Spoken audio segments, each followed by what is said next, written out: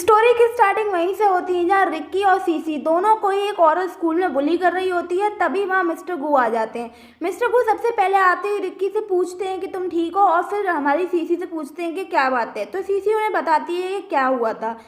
जब वो बता रही होती है तो मिस्टर गू के मतलब जो सामने वो औरत थी ना, वो फिर भी चालू थी। वो कहती है कि आजकल के आदमी कुछ भी समझते हैं अपने आप को। मतलब तुम अच्छे कपड़े पहन के आए हो तो क्या तुम अपने आप को मिस्टर गू से कंपेयर करोगे? वो इस सिटी के सबसे ज़्यादा अमीर आदमी है।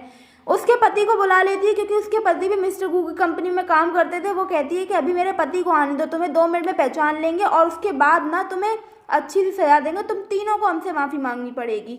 उसका पति आता है वहाँ पर और वो मिस्टर गू को तुरंत ही पहचान लेता है। जैसे ही वो औरत कहती है कि यही है वो आदमी, तो वो उसको उल्टा थप्पड़ मारता है कि तुम्हारी हिम्मत कैसे हुई कि मिस्टर गू को ऑफेंड करने की कोशिश कर रहे हो? वो कभी गलत हो ही नहीं सकते, वो उनकी बीवी और बच्चे हैं।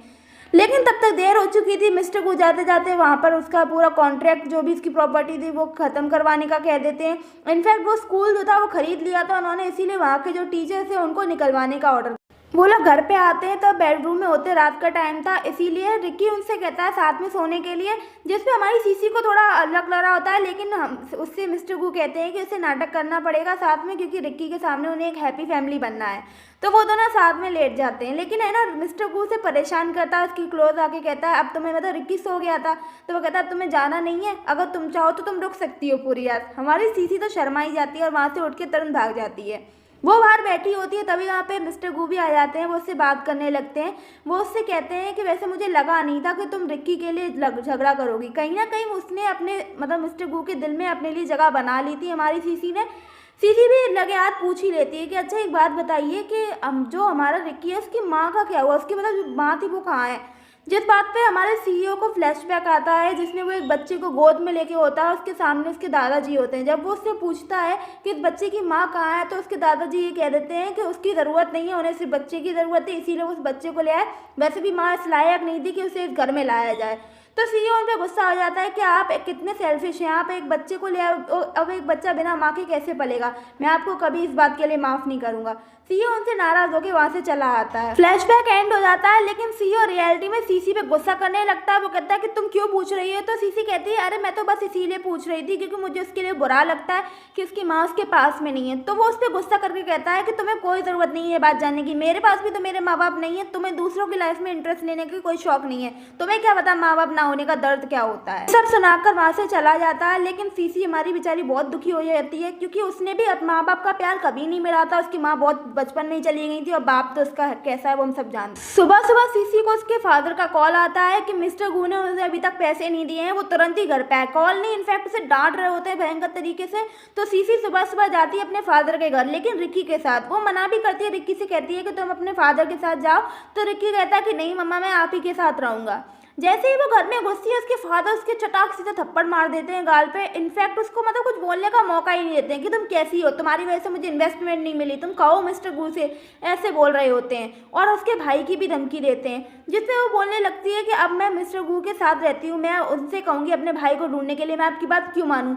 तो वो उस पर एक और थप्पड़ मार देते हैं, जिसकी वजह से हमारी हीरोइन ज़मीन पर गिर जाती है, उसके होठों से खून भी आने लगता है। इधर हमारी जो सौतन थी ना, मतलब जो उसकी स्टेप मॉम थी, वो भी आ जाती हैं। वो भी हीरोइन को बहुत कुछ सुनाने लगती है। इनफैक्ट उसकी माँ को भी सुनाने लगती है कि तुम्हारी माँ भी ऐसी ही थी, तुम्हें छोड़ के चली गई दूसरी औरत, तो जाने क्या क्या। हमारी हीरोइन भी बोल रही होती है कि मेरी माँ के बारे में कुछ मत बोलना, जिसपे उसके फादर को गुस्सा आ जाता है और वो उसको ना लात मारने वाले होते हैं। लेकिन तभी वहाँ हीरो आ जाता है, यानी मिस्टर गू आ जाते हैं, और वो तुरंत ही उन पर रोक लेते हैं। हमारी हीरोइन को उठाते हैं और फिर उसको इतना सुनाते हैं कि तुम्हें पैसे चाहिए या नहीं चाहिए, तो और तुम्हारी हिम्मत कैसे हुई मेरी बीवी पर हाथ उठाने की, तुम जानते नहीं हो ये मिस्टर गू की वाइफ है। जिस पर उसके फादर कहने लगते हैं कि अरे मिस्टर गू, आप बुरा क्यों मान रहे हैं, ये मेरी भी बेटी है और अपनी बेटी कुछ गलत कर रही हो तो उसको सही करने का मेरा हक है। तो वो कहते हैं कि तो कोई हक नहीं है, तुमने इसे पैसे लेके मुझे बेचा है, समझ में आया? और ऐसा कह के वो हमारी हीरोइन को और अपने बेटे को लेके वहाँ से चले जाते हैं।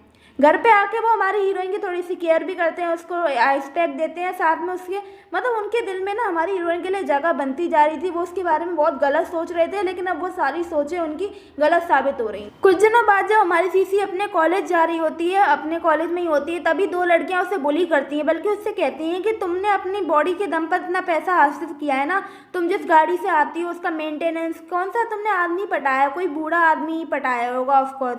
जिस पर हमारी सीसी उनको बोलती है कि तुम्हारी हिम्मत कैसे हुई, वो मेरी फैमिली की कार है, मैं उससे आती हूँ ना कि किसी और की कार से। तो वो लड़कियाँ नहीं मान रही होती हैं, उसे और बुली कर रही होती हैं। ये बात पूरी इतनी बढ़ जाती है कि प्रिंसिपल तक चली जाती है। तो प्रिंसिपल उन तीनों के पेरेंट्स को बुलाते हैं। अब हमारी सीसी के पेरेंट्स कितने अच्छे थे ये तो हम भी जानते हैं, इसीलिए वो हमारे सीईओ को कॉल करते हैं, वीडियो कॉल करके बताती है कि क्या तुम प्लीज़ आ सकते हो वरना मेरा रजिस्ट्रेशन यहाँ कैंसिल हो जाएगा। तो जिस पे मिस्टर गुड तुरंत ही वहाँ से निकलते हैं और पहुँचते हैं। लेकिन जब वो आ रहे होते हैं तभी ना ये जो उसके पेरेंट्स थे, दो लड़कियाँ थी, उन दोनों के पेरेंट्स होते हैं ऑफिस में, वो उसे और बुली कर रहे होते हैं कि तुम्हारी गलती होगी, मेरी बेटियाँ कुछ गलत करती ही नहीं है, हमारी बेटियाँ सबसे अच्छी हैं, तुम ही ने किसी बुढ़े आदमी को पटाया। तभी वहाँ सीईओ आ जाते हैं और सीईओ को देखने के बाद वो जो माताएं और पिताजी थे जो अपनी बेटियों के फूल झाड़ रहे थे, वो तुरंत ही पलट जाते हैं कि ये आपकी वाइफ है, या आप इसके हस्बैंड है, मतलब मिस्टर गू की वाइफ। तो कहते हैं हमारी बेटियों की गलती थी, प्लीज़ आप इन्वेस्टमेंट वापस मत लीजिएगा वरना हम लोग रोड पे आ जाएंगे। लेकिन सीईओ भी उन्हें बोलता है कि मेरी बीवी के साथ इतनी हिम्मत की तुम लोगों ने, इन्वेस्टमेंट किया, तुम लोग कल ही रोड पे, बल्कि 1 घंटे के अंदर रोड पे आओगे। और वो उन सबको मजा चका के अपनी वाइफ को लेके घर पे चला जाता है। जो सीईओ था वो तो ऑलरेडी सिंड्रेला के प्यार में पड़ रहा था, लेकिन अब हमारी सीसी भी उसके प्यार में पड़ रही थी। जैसे वो उसके लिए स्टैंड ले रहा था, उसे हर जगह प्रोटेक्ट कर रहा था। तो वो फाइनली डिसाइड करती है उसे अपनी कहानी बताने का, और उसे सब बता देती है कि कैसे उसके फादर ने उसकी माँ को डिवोर्स दिया था और उसके भाई को अपने पास रख लिया था फ्यूचर में उसे ब्लैकमेल करने के लिए। हमारे मिस्टर गू को उसके लिए बहुत बुरा लगता है, लेकिन यहाँ से वो दोनों क्लोज आ जाते हैं। मतलब अब उन दोनों के बीच ना इमोशंस आ गए थे, वो एक दूसरे को लाइक करने लग गए थे। खैर आज के लिए इतना ही गाइस, अब हम कल के एपिसोड में मिलेंगे, तब तक के लिए बाय। चैनल सब्सक्राइब कर लेना, वीडियो लाइक कर लेना।